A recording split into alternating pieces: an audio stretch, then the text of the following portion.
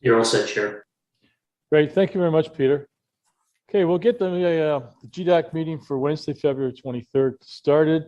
I'd like to welcome all members of the committee who are joining us at this morning's GDAC meeting.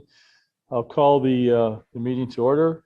Are there any disclosures of pecuniary interest from any members? I don't see any on the screen. Nobody's acknowledging that, so that's great. Thank you. We'll start with the number 3, which is business.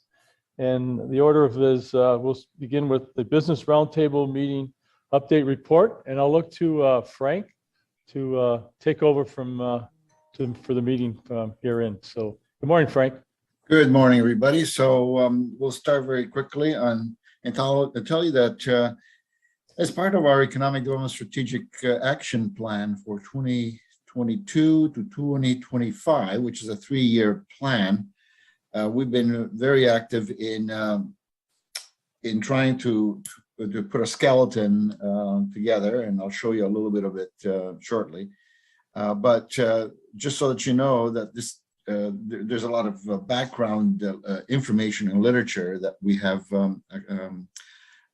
been able to research. And well, we can start first from the business retention and expansion study that was done and was completed later last year. And it has been handed in, of course, as you know, Mr. Chairman, to the OMAFRA. They thought it was well done. While it may not have had a lot of participation, there's still some really good information there. With that, we decided to have some Zoom meetings because we just couldn't have it personally. But in January, at the end of January, we had 4 business roundtables.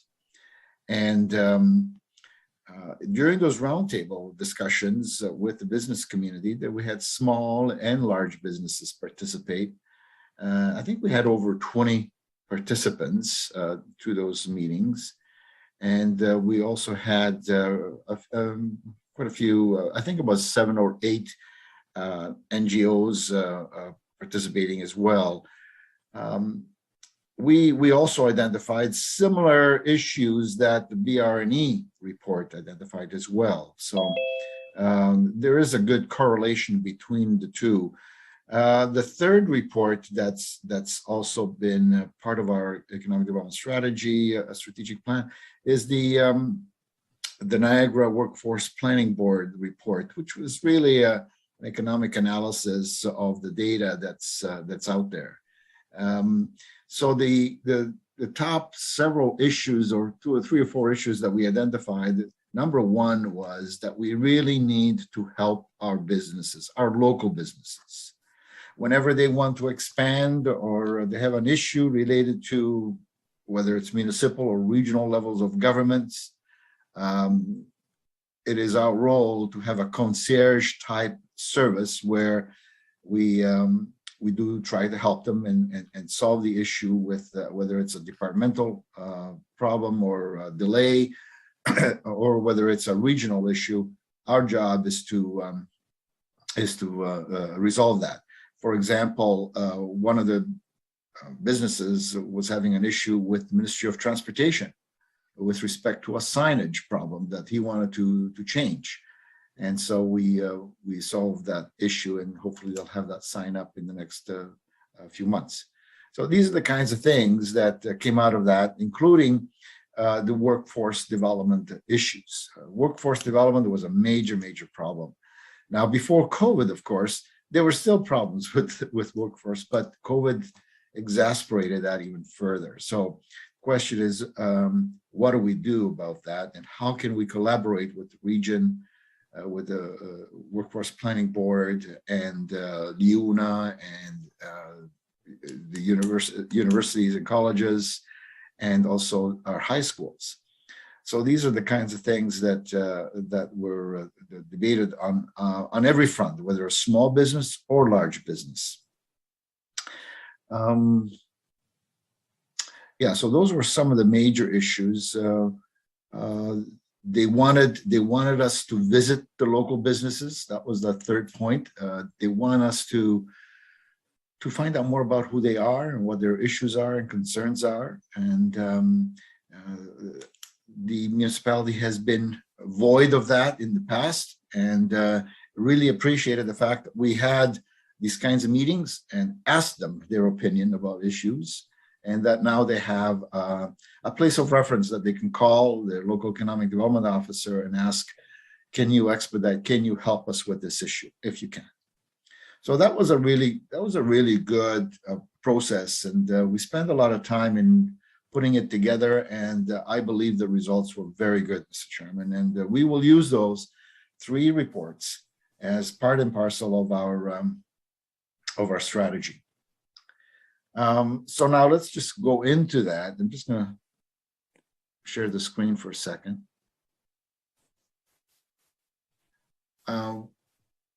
The working group, Mr. Chairman, has met on a number of occasions to start putting a skeleton around this action plan. And this is very, very rough, and we're working on it. Yesterday, Ken and I met to discuss, start putting some flesh around the skeleton, if you will. And the table of contents basically will be very succinct and very to the point.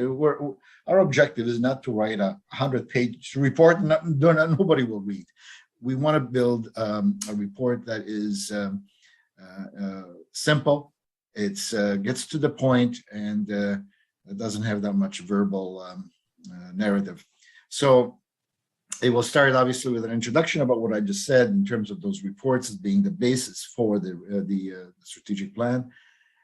It will talk about the strengths, weaknesses, opportunities, and threats, which are, is the base of every strategy. And then we'll talk about strategic directions. This is where the meat and potatoes are, including the actual three-year action plan, and then reviewing and monitoring, and that's basically the report. This report will serve as a base because we don't have such a report in our midst for the past decade or so. Things have changed for the past decade, and this is a report that will focus on those issues that we've identified through those 3 reports that I mentioned earlier. So let me see if I can next here.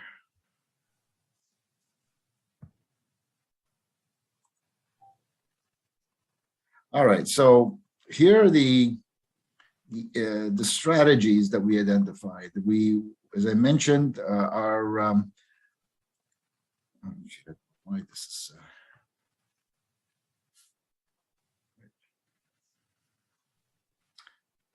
Sorry. Okay.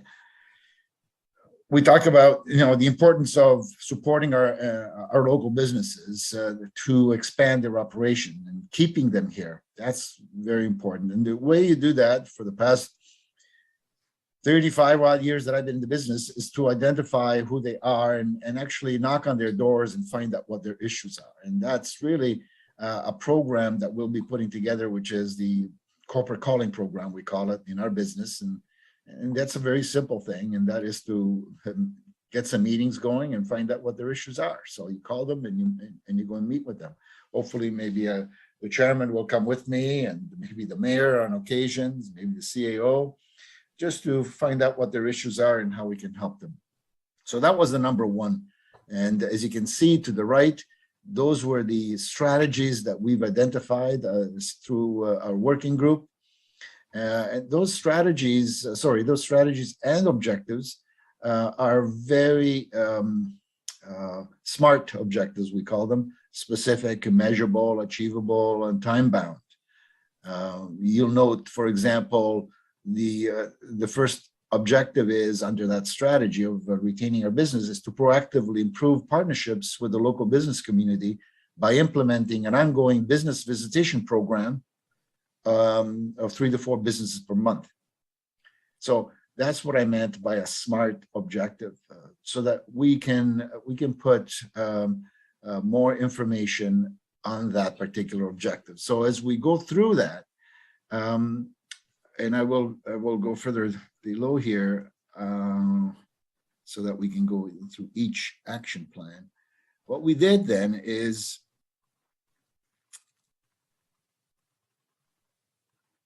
is identify the objective again right here. I hope you can see that. I'm just using the mouse here. So 3 to 4 businesses per month we're going to go and visit. I mean, we like to do more, of course, but let's see how that goes for a few months. And here are the actions that we will be undertaking. Here's the team that will be doing it, primarily myself, but I will be using maybe sometimes the mayor, the chair of the GDAC, perhaps the region might come along depending on the issue related to that particular business, and so forth, right?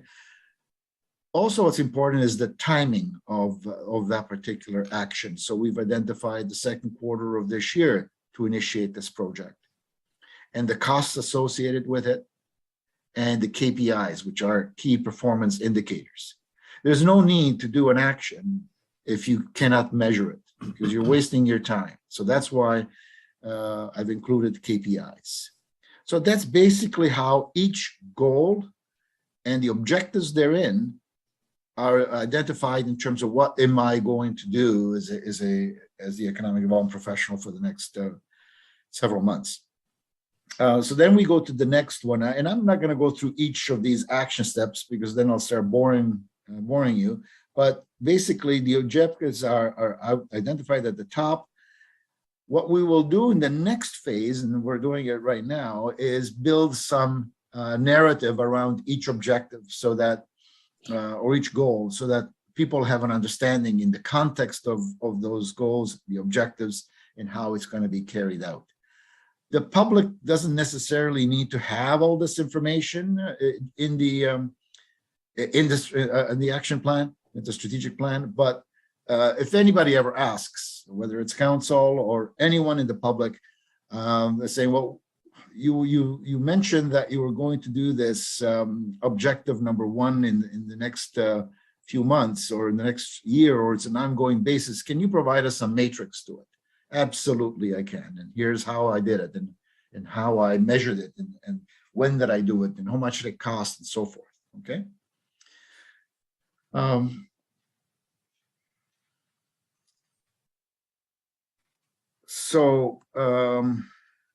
The second, let me go through the top here again.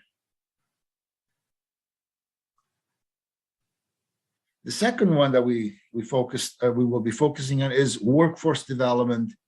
As the business is identified, that workforce development is a major issue in our community and in the region. And the objective here is to perhaps bring together the various groups, governmental or otherwise, to determine what they're doing, and how can we help, and how can we collaborate to determine how we can help our businesses. And so what I've identified in Grimsby is that we have Leuna, which is the trades union group that just put up their sign up on the 401 there, or sorry, the Queenie. And we need to talk to them and find out how we can work together.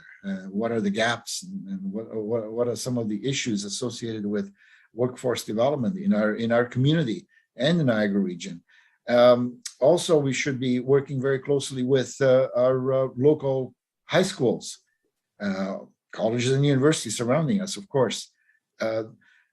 Have they ever got together and talked and find out who's doing what? So that's the purpose behind that Workforce Development Alliance working group. It's not a bureaucratic group. It's more, let's get together maybe on a quarterly basis and determine what are the gaps and the issues, what are some of the governmental incentives and strategies that they're implementing, so that we can be on top of the workforce development strategies for our community. So that's number 2. The third one was a collaborative marketing. Mr. Chairman, a collaborative marketing, we're actually doing some of them right now. And that's basically working with our businesses who, in collaboration with the Niagara region, we can sort of support that business in marketing it through in the Greater Toronto area if they want to attract investment. So let me give you an example of that.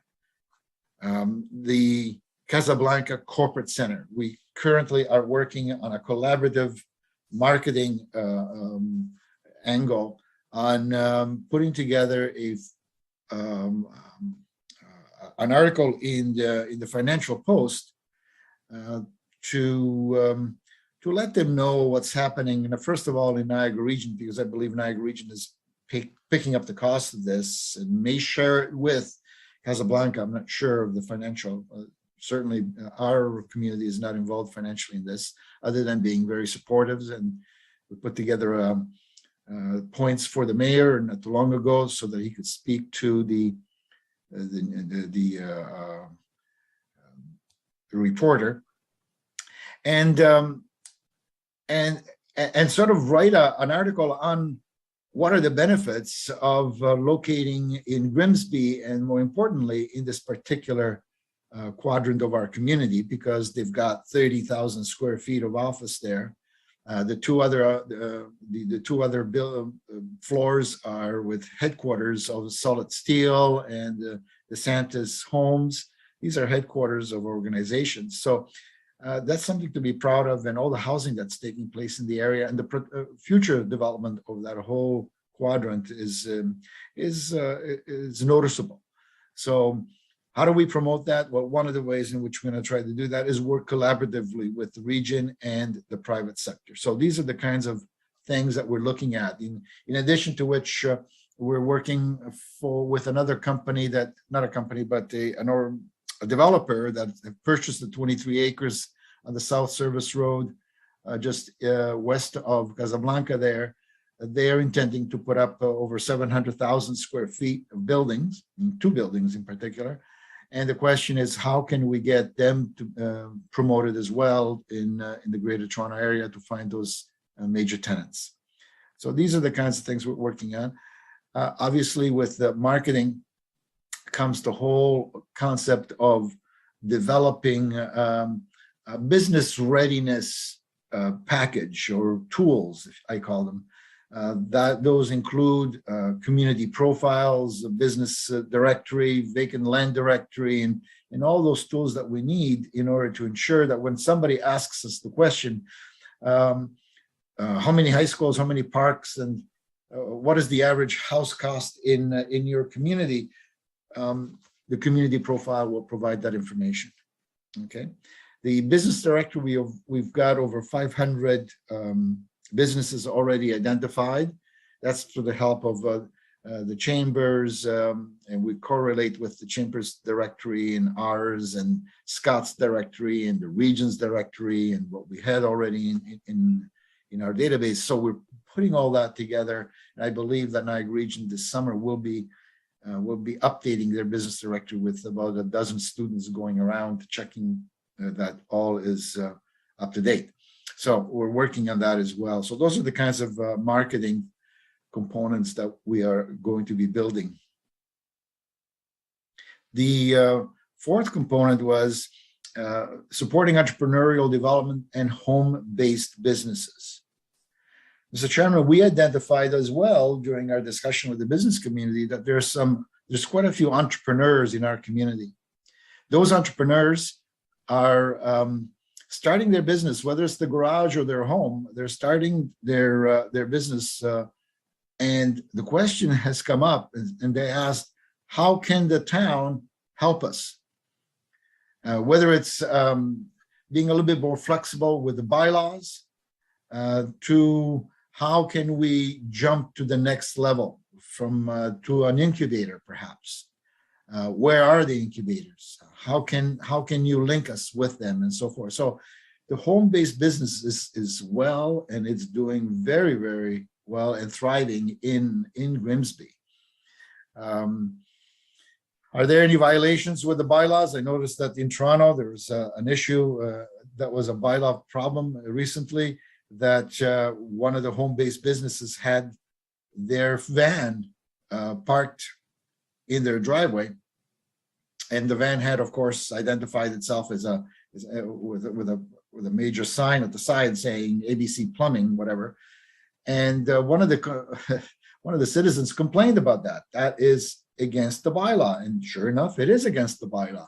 So these are the kinds of things we're going to be looking into to ensure that to allow for some element of home-based businesses. That's a big component.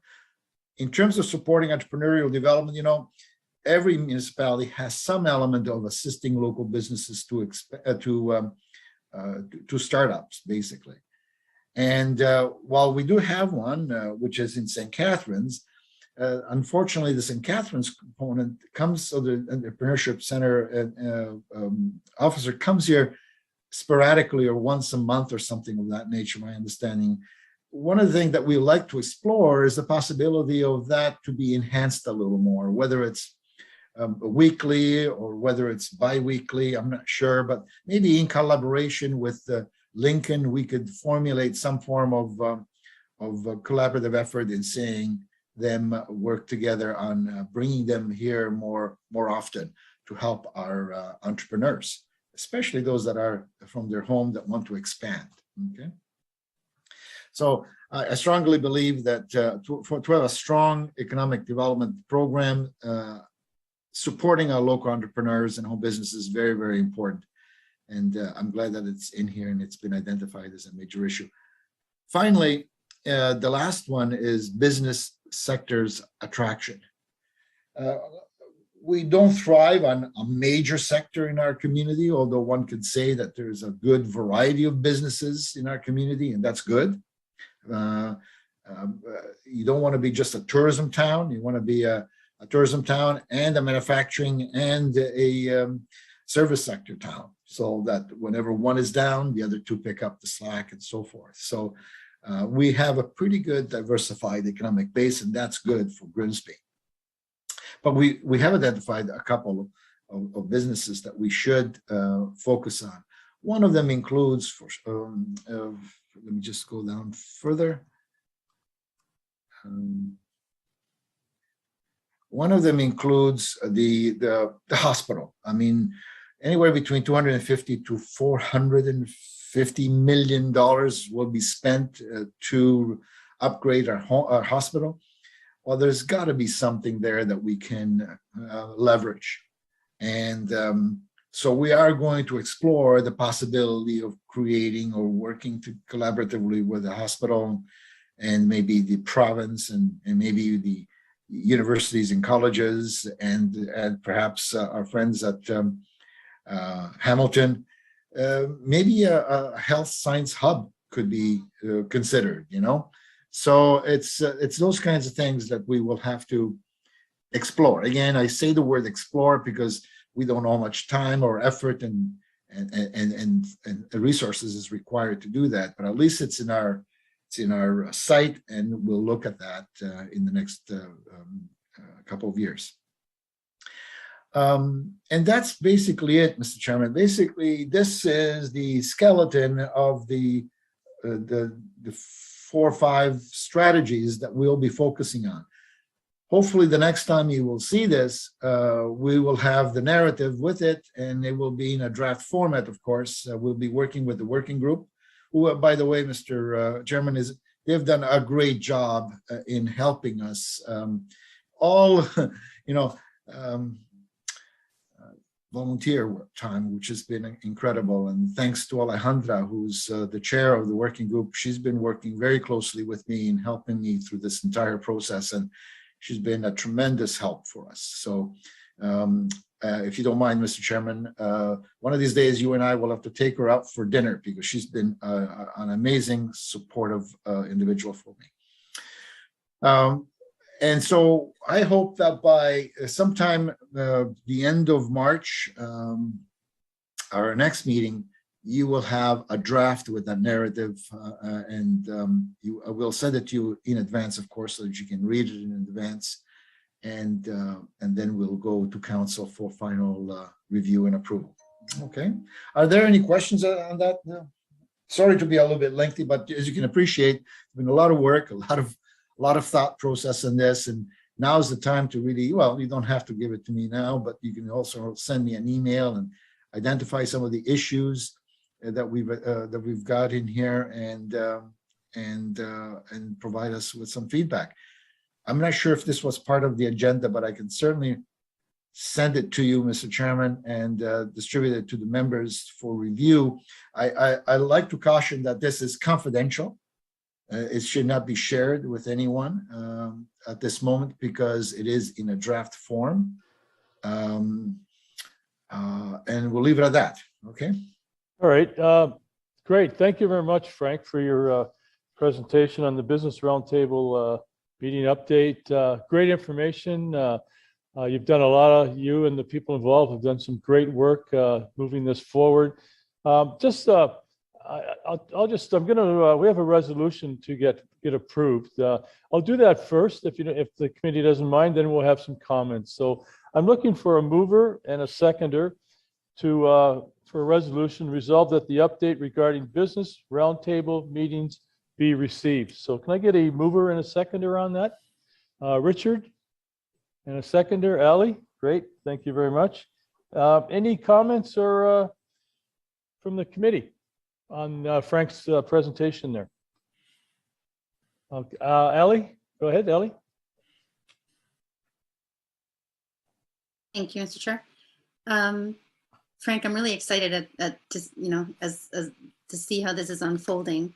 I just had a curious question, and I wanted to say that I really like that the points that are the strategies all are really reflective of the conversations that came out from those consultations. One thing that I was curious about, in point 5, the business sector attraction, I was wondering if what that looks like downtown. There was a few comments that have come out. Recently we've had the downtown reimagined conversations and stuff. And some of the comments that I've heard from different people are, can we attract, certain types of businesses to the downtown and stuff like that? Is that something that's doable, or Mike? I don't know if Mike or Frank would be able to comment on this. What is there something that the town can do to attract certain types of businesses, or is that just kind of whoever wants to open businesses? That's what it is. Just a curious question. Yeah, sorry to interrupt you, if I may, and I apologize. With the resolution, should I just get a show of hands to have it carried? I apologize. Thanks very much. Yeah, okay, Mike, go ahead, Mr. Willis-Craft. In terms of attracting business, generally speaking, there's almost a bit of a lineup for. There's people who are waiting for a spot to open. Attracting business really hasn't been much of a problem. There was one time a few years ago where I think there was 5, maybe even 6 vacancies, and it lasted about 6 months. And those vacancies were really only there because different people were jockeying and looking at different locations and leaseholds they would need to do for certain kinds of businesses. And there isn't usually a selection available where you could choose the square footage or the side of the street or, a spot on Main Street, because it's pretty rare for there to be more than just 1 or 2 spots open at a time. And with that, I'm going back about 20 plus years. Like it's never been a problem to attract. So there certainly isn't space available to build. And I think that the places that have come to town have a kind of a working model of different businesses that have been successful here, sort of styles. Certainly by the number of home decor shops downtown, there's a lot of people looking to accessorize their homes or condo or whatever the case may be. And they've all been successful in their own way. So I guess maybe even defining what attraction is, like what, before you worry about what variety of a business might be something to look at there, because anytime there's been when I say long-term, 6 months would be a long-term vacancy downtown. And then that would go to something unusual about that spot, possibly location. Some of the older spots maybe don't have a back entrance for product. They only have a front entrance, different sort of structural issues. Maybe a landlord wants more rent than normal. They've got a vacancy. They want to pump it up. And then, people kick the tires, but don't go in because of rent cost. So that would be my first thinking of when you mention traction is straight up attraction hasn't been the issue as opposed to people just looking for the right spot. What do you think they meant by attraction? Like, are you talking did they give any examples of things they wanted to see, or? I think I remember hearing that they wanted a nice variety of businesses, to make sure that we're attracting a variety of businesses so that it becomes, a place where people can come and get different things, right?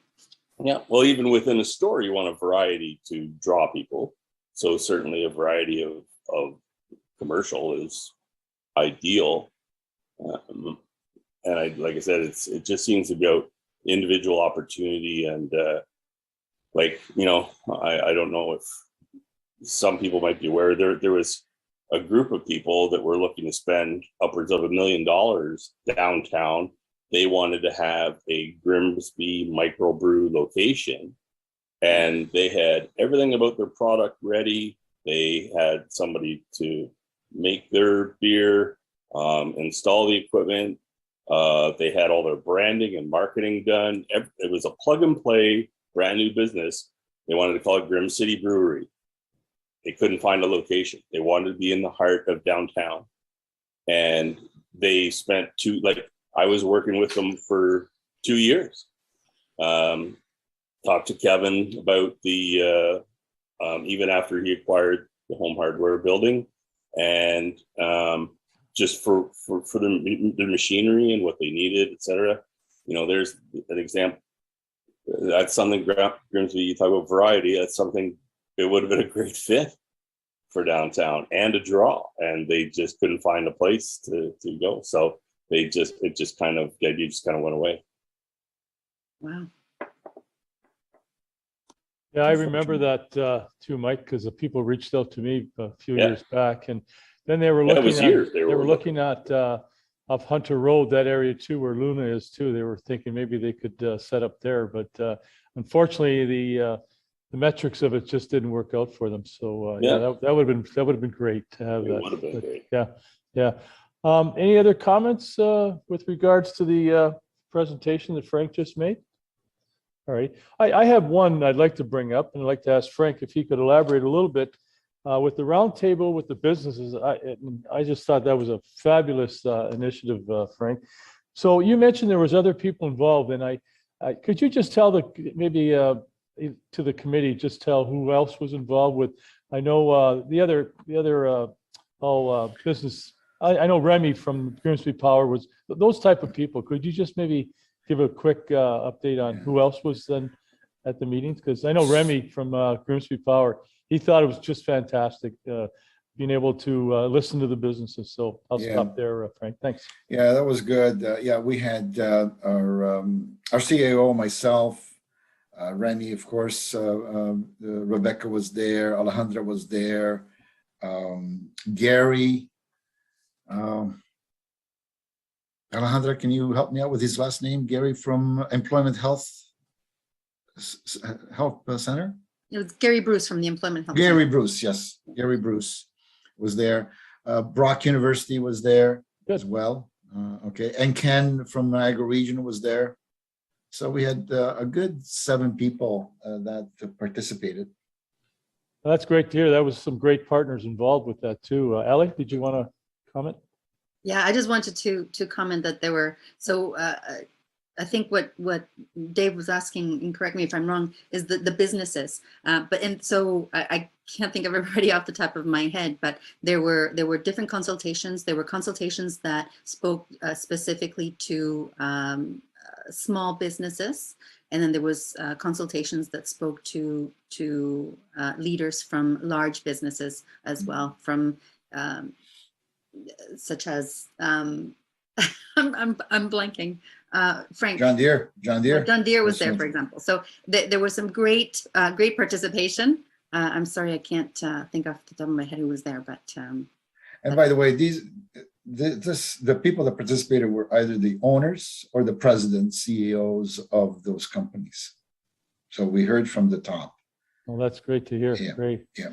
So that was just a great partnership all around, and that's great to hear. Thank you very much. So having had a chance to comment and hearing that, I think we'll move on now, Frank, to the economic Oh, development. I think Richard has a question. Oh, sorry, Richard. Sorry. I'll get off mute. Thanks, Dave. Frank, great job. I like the simplified format, and as most people know, I particularly like the presence of KPIs, which is one question. So this is publicly recorded in a public document. I just wonder if you summarize the KPIs in some sort of scorecard or communications. The town's done a great job in improving communications. So why not pick out the 5 or 7 top KPIs that are business indicators, right, and celebrate them as we make some progress as part of the communication strategy, and make it available on the website. Okay, good point. Thank you. And there's a couple of things that we talked about in the working group that I don't see in here. I'm not sure this is the forum, so we can take it back to the working group. More about longevity, secondary plans, and that kind of stuff. That might articulate as a one last goal. And I realize this is a draft, so there's lots of time for feedback yet.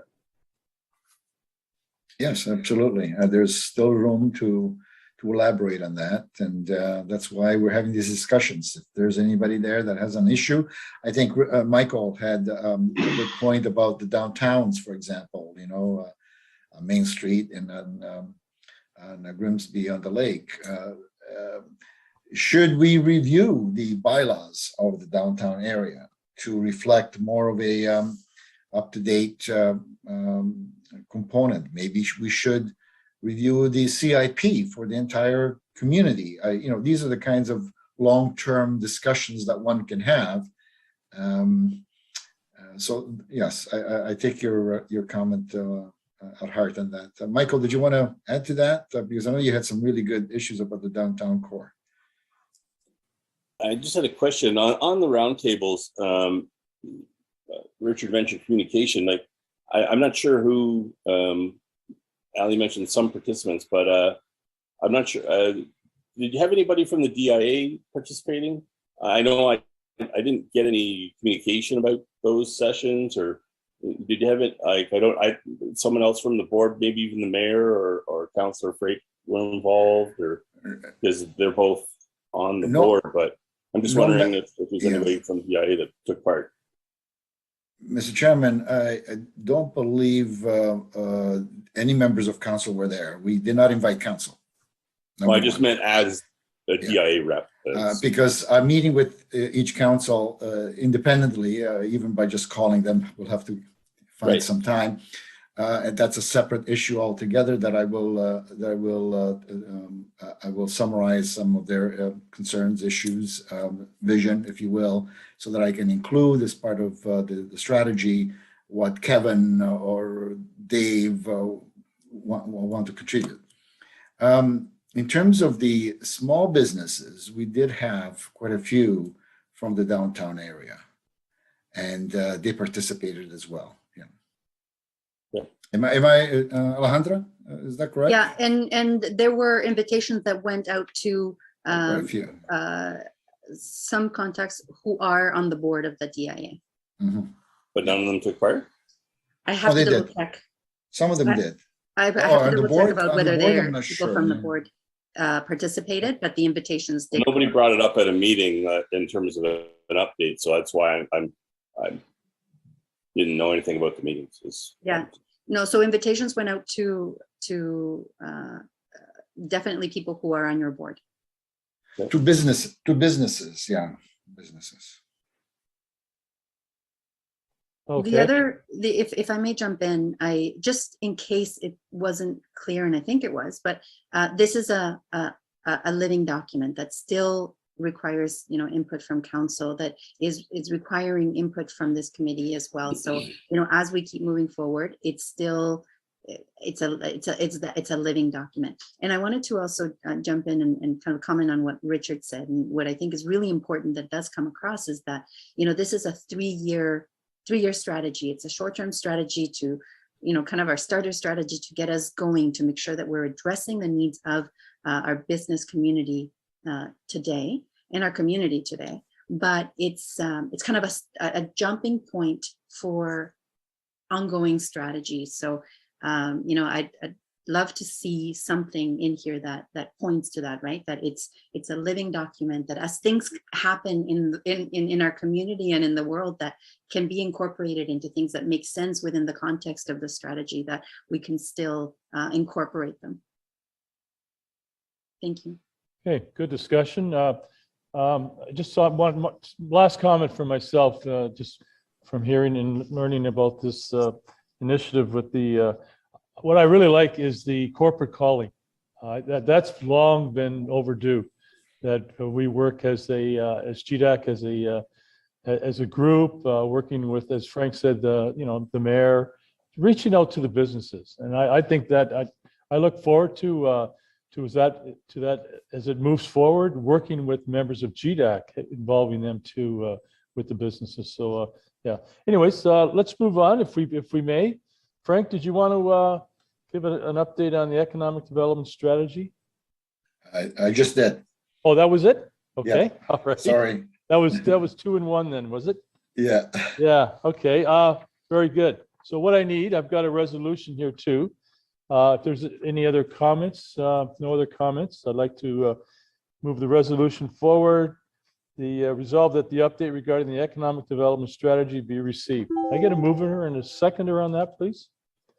Richard and Ellie. Okay. And vote, all in favor from the committee members? Thank you. That's carried. Okay. The third item is the OMAFRA Red Workforce Development Funding. Frank, did you want to touch on that too? So the provincial government, Mr. Chairman, you. has identified, I think it's the middle of March, and after this meeting, we will be meeting with a few people that have shown interest in this. And if there's anyone else, Mr. Chairman, that is of interest, interested in this, let me know, and we can certainly include them in their future meetings. But their objective is to provide some funding to assist communities with workforce development. Basically, that's the bottom line, workforce development. And through the RED program, I believe that there's $150,000 available. I'm not sure. Rebecca, have you heard anything about funding? I think it's about $150,000.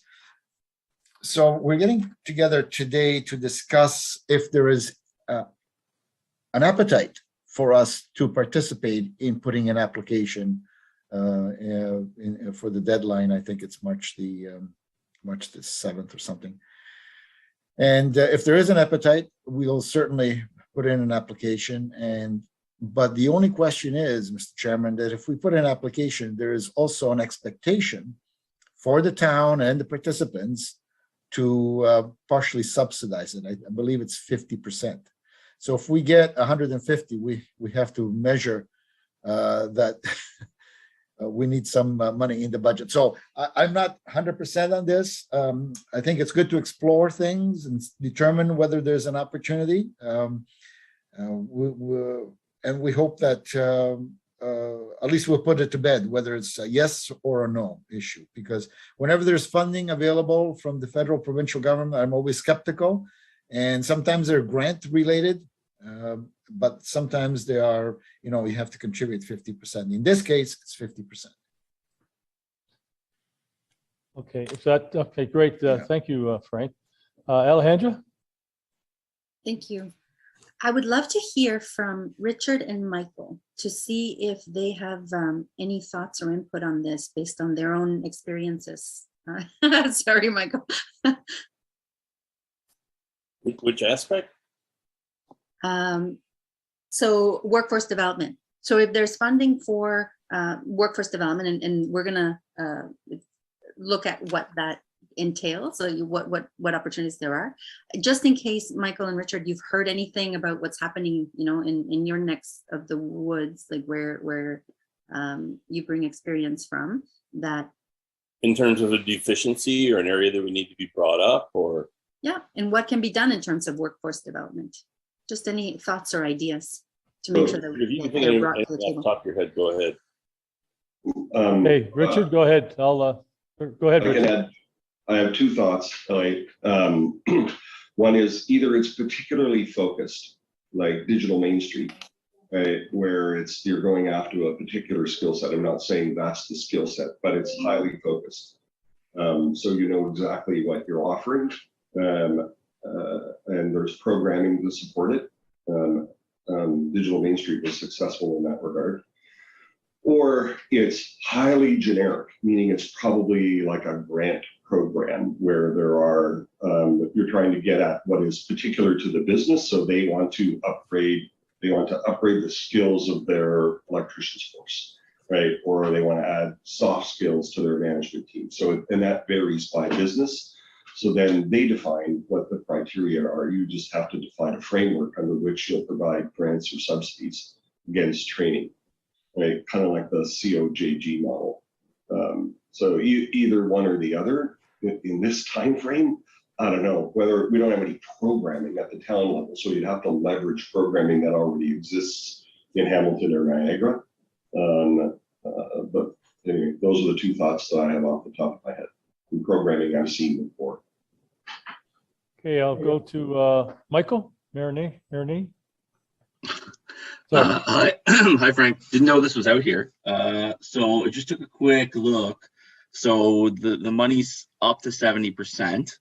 I think the max is 150, and it's marketing outreach campaigns to attract residents or workers, attract youth residents to job opportunities, or create dedicated spaces such as innovation hubs and youth centers.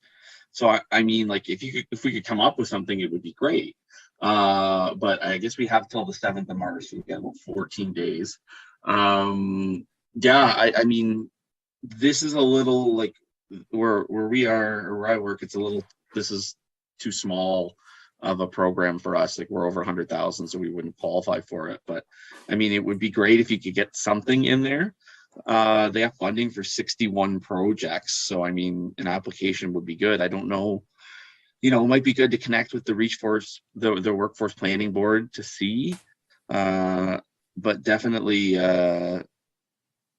worth an application if we could figure something out, and happy to chat with you about any of it if you have any ideas or anything.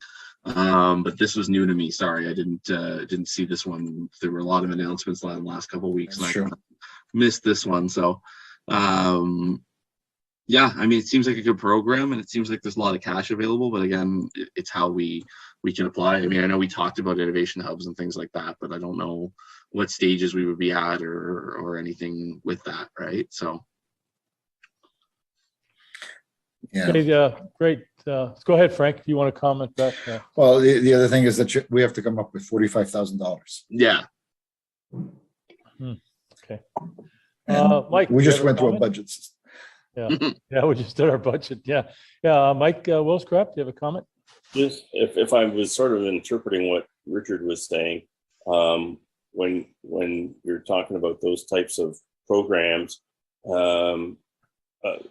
flashing back 15, 18 years with Lincoln, they did something like that in terms of trying to attract, they went with the greenhouse industry, and they wanted to attract skill sets for developing software and constructing greenhouses in a green and economic way. And that evolved into their whole economic strategy, 5 or 6 years later, which they're still working through today. So when you're talking about sort of that grant program to attract people, and Richard was talking about developing the target for what you're going to attract first.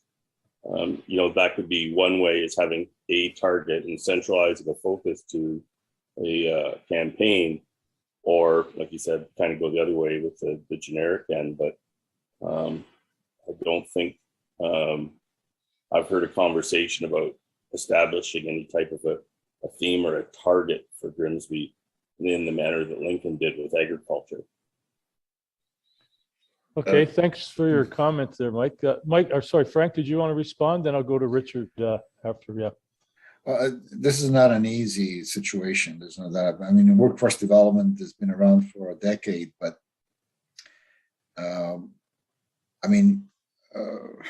everyone wants to get into this, but it's a little bit more challenging from a smaller community. Yes, we do have Ken, for example, from the region, whom I've asked to participate because I want to find out what the region is doing or what other communities may be doing. Because if we want to put an application, and we're going to be fighting for funds in say Niagara Falls or St. Catharines or Grimsby or Fort Erie or whatever, I think that's we're not going to be able to be successful. So these are the kinds of discussions that I want to have, more so than putting in an application. I think that's the more important part. So I understand that, Richard. We'll do the best we can. Let's put it that way. It may be a very short meeting. I'm not sure. Richard, did you have another comment? I was going to say, Frank, that if we can layer on top of what Niagara or even Hamilton are doing, right, then that's certainly easier and simpler to implement. The challenge for Grimsby is the commercial base here to upskill in a context of a particular role is challenging because there's so many commuters, right? The problem, I can do it by example. The electrification in the transportation sector causes about 35% of the jobs in the auto sector to require upskilling and cross-skilling. It's just not the same job for an electric car. It's not even the same skill set. So the amount of dollars and effort that are being spent on cross training in the auto sector and as well as the energy sector, right, even the electricians have to be retrained in order to service the change in transportation. Those are big shifts, but we don't have a big enough base of people to make that reasonable, or a big enough industrial base to make that reasonable for Grimsby to focus that narrow. So even if it's narrow, it's got to be horizontal, applying to all multiple business types. Like digital. Yeah. All righty, very good. Thank you. Thank you for the comments, everybody, the participation. And I think, Frank, nothing ventured, nothing gained, eh? So exactly. let's have a discussion on it and see where we can go with that.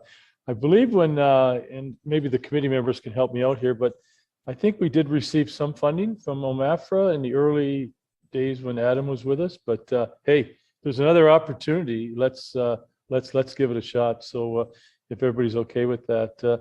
Okay, I just have a resolution that I just need to get completed here. So can I get a mover and a seconder on the discussion we just had? So a mover to the resolution. Has to be a committee member, Mike, sorry. Michael and Ali? Okay, thank you. And show of hands and vote in favor for the resolution, everybody? Great, thanks very much.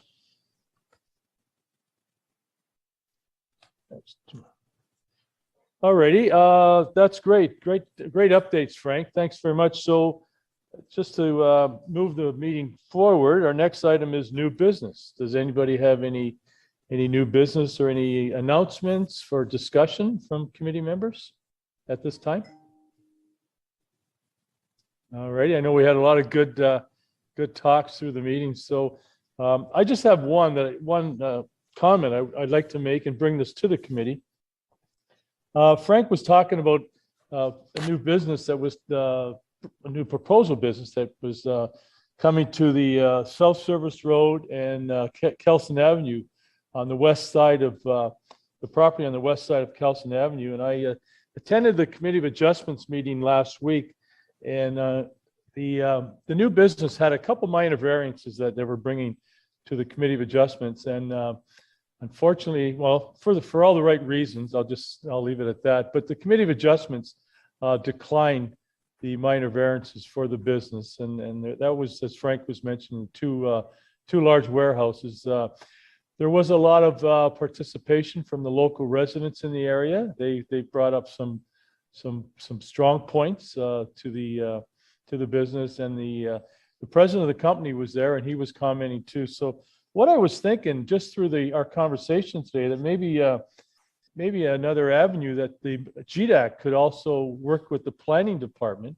And Frank, I'd just like to get your thoughts on this in trying to assist that we can have the business maybe in a more of a form of conformity to the zoning and all that. I'm just throwing that out, as another initiative from GDAC, just to assist if there's anything we can do to help out. Just with we've got some very talented people on this group. If we could maybe, if that's something we could look into. It's just something I'm throwing out, Frank. Yeah, Mr. Chairman, you raise a very good point, and it's a planning issue, and I'm an urban planner, so I understand these issues that businesses often have with every community. Look, there's a planning act, there's an official plan, there's a zoning bylaw. We all know all this. The question is, are they right for the times? We had this discussion a while back in terms of, let's look at the existing zoning of the industrial areas and determine whether we can increase the capacity of that parcel of land, let's say. So if you have a 1 acre parcel of land and you've got 15,000 square feet, there is a lot of open space area there.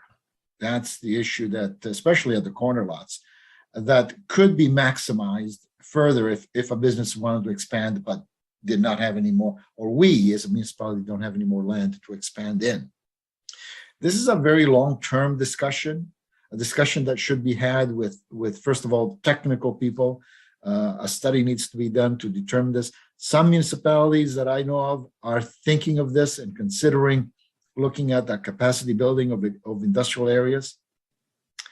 But in particular, this application was more based on the actual use of the building. If the building, the building was proposed or is proposed for, I believe it's logistics in essence, and the parking spots requirements are like 1.5 for parking spaces. Well, logistic doesn't require 1.5, but the bylaw does. Mm-hmm. So yes, it is a planning related issue. It's a bylaw related issue that, as our planners would do, say, hey, this is what you need, so plan accordingly. Yeah, but I don't need all this parking spot because of what we've done. Our research show that we don't need. We will only employ 100 people. You want 150 parking spots. We don't need 150. We just need 100 because we know from experience that this is what happens. But the other issue, of course, is, well, what happens in about 10 or 20 or 30 years down the line when this building will be redeveloped to accommodate for a higher employment use? So they will need more parking spots. I mean, it's all these kinds of questions that need to be really determined and identified as how we can answer these questions. It's not an easy answer, but there is an answer there. First, I think you have to have a willing discussion with the planning and the building industry, of course, and also the businesses, because we've heard from some businesses during that discussion that they like to expand, but they can't because they just don't have the space because of the parking requirements that they don't need. As you know, a lot of the businesses, especially manufacturing, have become more and more automated. So there's not as many people working there. Yeah. And so these are the kinds of long-term discussions that need to be looked at. And Grimsby is just one of many municipalities that I'm sure will be looking at that as well. I don't know if Michael and Richard in our neighboring communities have looked at this and are looking at it, but I know that we should. And Mr. maybe we should ask our planners and our region to determine how we can assist our businesses that way. Yeah, I'll just be quick. Thanks, Frank, and I'll Yeah. go to the other two committee members. Yeah, I'm not trying to overstep our boundaries of GDAC by any means. As you mentioned, it is a planning issue, no doubt. But I just thought if there's any assistance or anything we could maybe from economic from GDAC. Anyways, I'll stop there. But Michael, comments? Yeah, I mean, like Dave, I don't think there's much we can do as a committee. Again, it's a planning issue, but like Frank, is the issue on that COA parking? Was that the issue? I believe it is. Are we Yeah, it talking? was one of the issues. Yes, It was one of the major issues. Yeah. Okay. And so I just want to kind of, we're back. Yeah. Yeah, I'll reserve my comments on that. But yeah, it's a planning issue. We really can't, without, you know, a comprehensive overview of the zoning bylaw, you can't really do much about that. I mean, it is an employment land piece and there's not much that we can do on that, but try and support them in any way, you know, Frank can. But this is more at a town level than this committee, right? We can't really do too much, except kind of, you know, pass a motion to say, have somebody look at the bylaws, but that's a different issue for a different day, right? So Absolutely. yeah. Yeah. Mhm. Yeah. Great. I'll let Thanks, Richard Mike. go ahead. Sorry. All right. Sorry, Michael. I didn't mean to interrupt you there. No. Richard, comments? So Dave, I'd be, you know, it's an advisory committee, so we can share what we know, right? And that can work its way up the chain. On this particular issue, you know, buildings are built with 30 to 50-year lifetimes, right? Even though they might have multiple use. So in looking to other communities is sometimes helpful. For example, I can tell you that Maple Leaf Foods in Brampton, right, has a labor force issue and a transportation issue, right, as well as a parking issue of density at their plant. And their solution to that was to provide transportation to employees. So they pick them up. Right. So,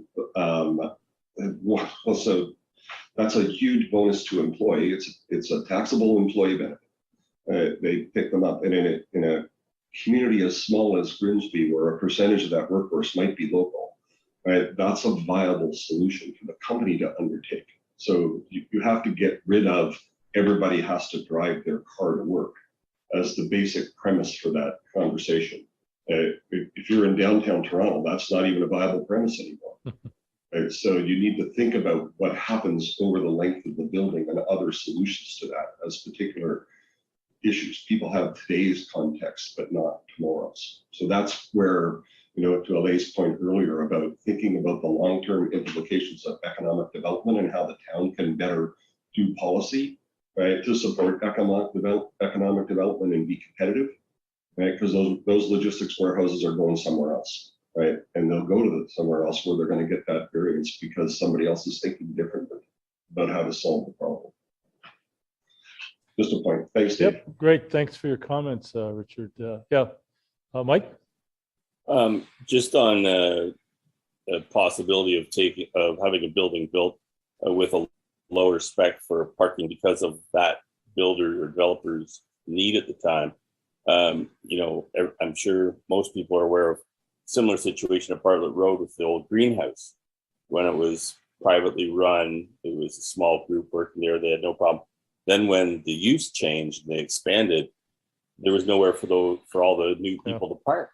And you had 12, 14, 15 people parking on the shoulder of the service road, Right. Yeah. which was a serious, at that location was a serious traffic problem. Because the use and the scope of the work at that location changed, but they had no option to change parking. So I'd be wary of building for what one developer's use is, because they may not stay there forever and a day. somebody else comes in and you end up with a situation that was just described. They want to expand, but there's nowhere to park. You've got to, I would be very cautious of that. And, Grimsby on the lake and parking is another example of all that, limitations once an infrastructure is set. Oh, good point. Yeah, as Frank brought up too, with regards to the amount of parking and the possible change in usage to the, yeah. So, yeah. All right. Great discussion. I'll go to Michael again, and then. Mike? Yeah, but just to the point, Mike, like in other municipalities for industrial use, the requirement for parking for employment land is much different than it is here. And I think that's the comprehensive zoning review that we're talking about. It's that when you have a 1.5 multiplier for parking, it's kind of archaic compared to what other municipalities in Niagara have, and it needs to be evaluated and looked at. Because if you're turning employment away from a town that doesn't have an employment base, you're looking at problems down the road, because that shits back to the taxpayer, right? At a residential level. So this is one of the last remaining parcels we have left. So we really need to evaluate the use we have and how we're going to do something on this parcel. And, that may require us to look around for other things. And I think that's kind of what, Frank was trying to say, but we really need to evaluate and take a look at this, because that multiplier is very old. And if you look at best practices from other municipalities, it probably won't be that high. Right. So. Yeah, I didn't mean not to review. I just said I'd be wary of how much if it gets scaled back. Yeah, of course. Yeah. All righty. I think we agree on that one. Go ahead, Frank. No, I was saying, Mr. Chairman, that I think we agree that at least it should be explored. And, and a little bit here, a little bit there, we'll find out what other communities are doing. I still like to look at the existing parcels of land that a building is on and determine whether that 30% occupancy component is right. I think that there is an opportunity for a greater capacity of that building to be maybe not double its size, but perhaps another 20%. That really helps a local business not to leave a community sometimes, because they may need that extra space. And that's something that I personally like to take a look at from my perspective, because that's what some of the businesses are saying. We want to stay here. We like it here, but we can't expand because you have no land, number one. But maybe I should go to Hamilton instead, because they've got more land and I can build that extra 20,000 square feet or 5,000 square feet. So these are the kinds of issues that we need to be aware of. And as we go and meet some of the businesses in person, we will be asking those questions. Will you be expanding your operation in the next in the next 3 to 5 years? And if they do, my next question will be, do you have the land to do that expansion? Because then it raises a flag. If they don't, and they're going to be expanding, where are they going? And how do we make sure that they stay in our community? More importantly, stay in Niagara region because of the realty taxes and so forth. So those are the kinds of things that we need to identify eventually. And that's, again, that long-term discussions, Mr. Chairman. Yeah, very good. And thanks to everybody for your participation. Great discussions. So Richard, I see your hand is up. Do you have anything or just? Yeah. Okay, great. Yeah. All right. With the committee's approval here, I'd like to call the adjournment to this meeting. And we don't have another meeting set up on our agenda yet, but I'm sure with all the good work that moving forward, Frank and we'll get it. We'll be coming up with maybe late March, Frank, or late March. Yeah. Okay, great. Sounds great. So again, I want to thank all the committee members for taking the time to join us for this meeting, and thank you very much for your participation. I thought it went very well. Okay. Have a great day, everybody. Thank you, Mr. Chairman. Thanks, everyone.